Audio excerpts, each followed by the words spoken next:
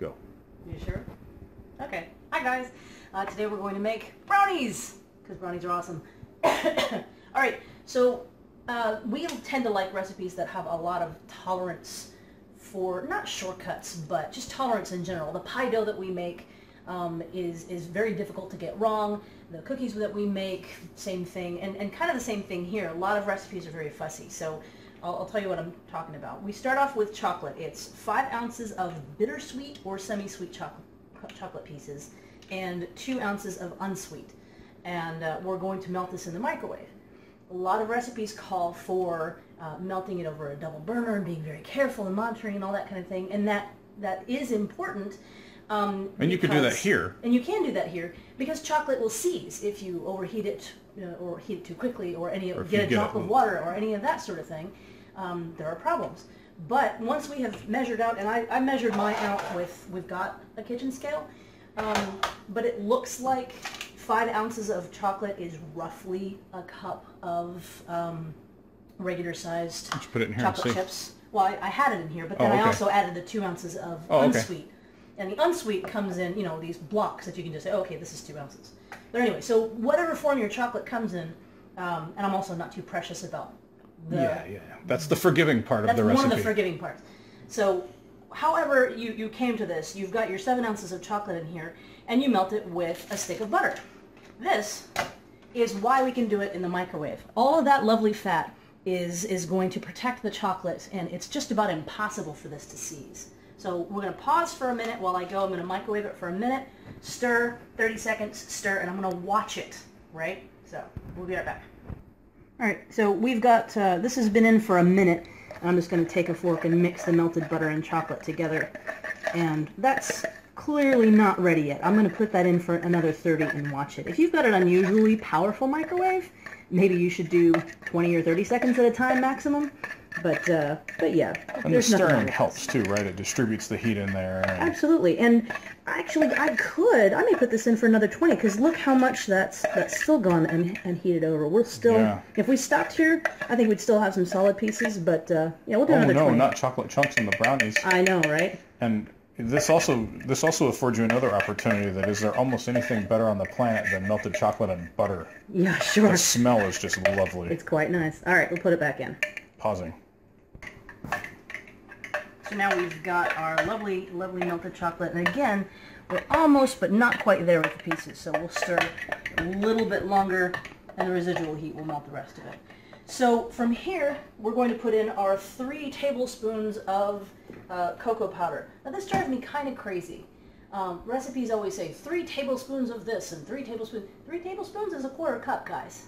Just so you know. I suspect they do that when it's some kind of seasoning or powdered anything, but I don't know why. You can definitely, of course, use your regular old Hershey's cocoa or what have you.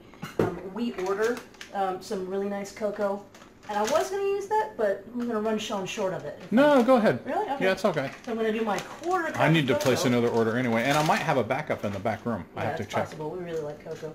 There are a couple different types. There is the natural and the Dutch processed cocoa, and while I have used both and there are definite differences between the two, A, don't ask me which is which, and B, either one will do fine in here. So that goes straight in here, and you'll notice, I would say I'm lazy, but I mean, this entire recipe will fit in this 4-cup thing, so I almost never bother with a bowl. There's no point in messing up more than one. Except for those little slanted things on the sides that I don't like working around. He doesn't like working around, and I don't mind. Yeah. By the way, when you make your melted chocolate thing, be sure you wear a white shirt. So there's nothing that can go wrong here. There we go. I think a little cocoa on a white shirt adds character. It shows you... Cocoa, yes. Big chocolate stains? No, not necessarily. Yeah. All right, so what have we got next? No, I don't memorize my recipes. There's no point. So we've done our cocoa. We need our 1 1/4 cup of sugar. Would that be a cup and 3 tablespoons? It is a cup or 12 tablespoons and 3 tablespoons if you really want to measure it out that way. So that would be 15 tablespoons? That would be about that. I don't know. Is that right? Math is hard. You can pull out your hand mixer if you want. That's fine. I'm just going to do it with a fork today.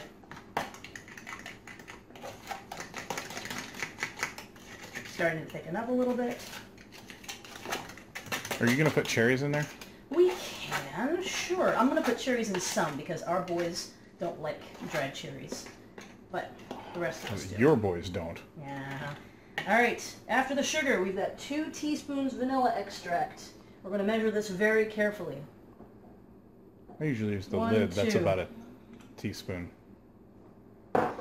Now, again, water seizes chocolate. So normally you wouldn't be able to do that. But this is chocolate infused with a crap ton of fat. It's safe. Yeah, it's already been saturated. And 3 eggs. Now, I will give you this tip.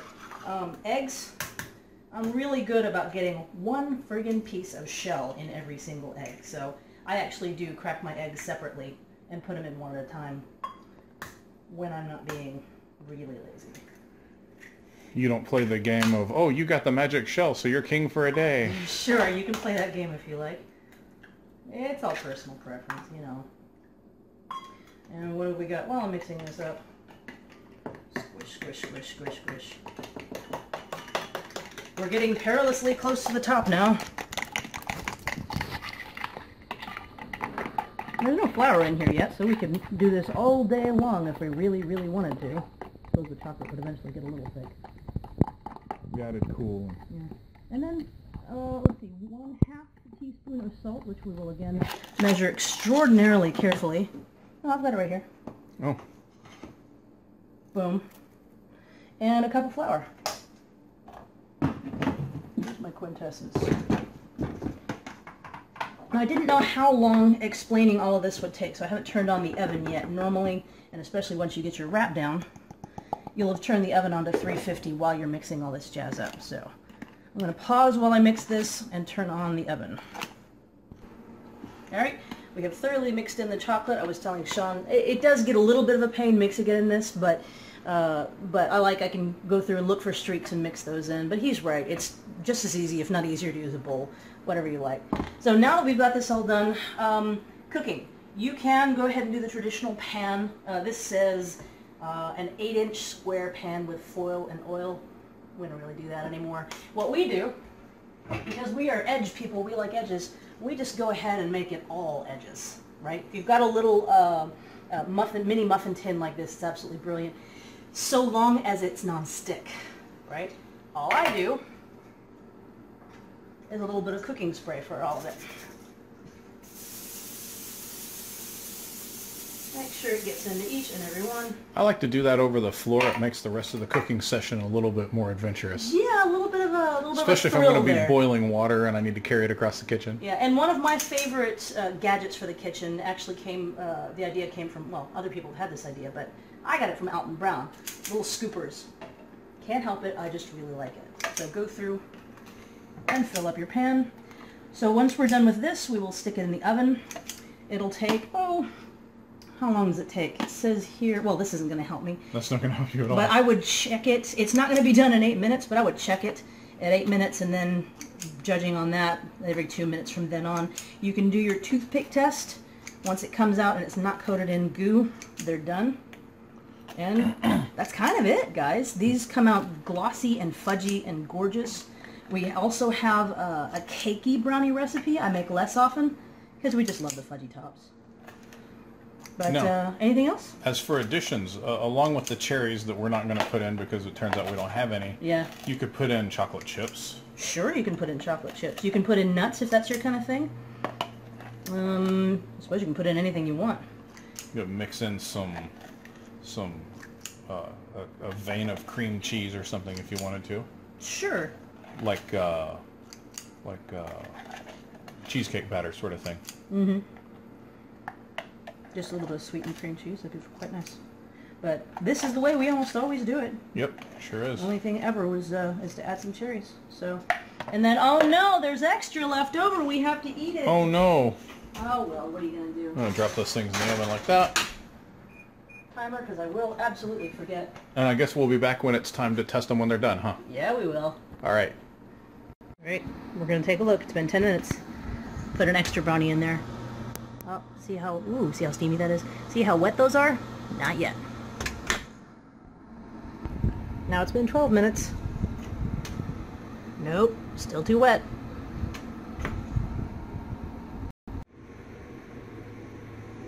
Alright, these looked dry, so I pulled them out. We're going to do the toothpick test, wherein you stab your edibles with a toothpick, and if it doesn't come out looking... Let's see if we can get it to focus on the toothpick. Nope, not going to happen. Well, there's nothing gooky on there, so these are done. A lot of edibles, a lot of baked goods, you have to let them sit in the pan for a while.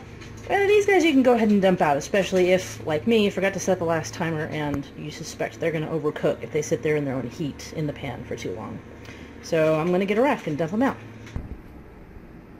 We have these. I have a rack. I'm going to dump them onto it. Most of them made it. Yeah, there might be... Oh, no, all of them made it. All of them made it. Cool. Well, and they usually do, but I have my suspicions about a couple of these guys. So, all right, let's see. What have we done? We have made fantastic, fabulous, glossy brownies. You can see they are glossy and gorgeous. You can put whatever you like in them. This is a fairly, what did we say, tough recipe. It'll put up with different mixes of chocolate, so much as you're mostly in the bittersweet to unsweet range. You know, while you're talking, put a couple of them on a plate so we can get a picture for the Yeah, site. absolutely. Trying to think what else. You can screw these up. You absolutely can. It's just going to take some work if you really want to. But, yeah. Write with questions. Let me know how it went. And, eat brownies. There you go. That's all I have. Say bye, Tim. Bye, Tim.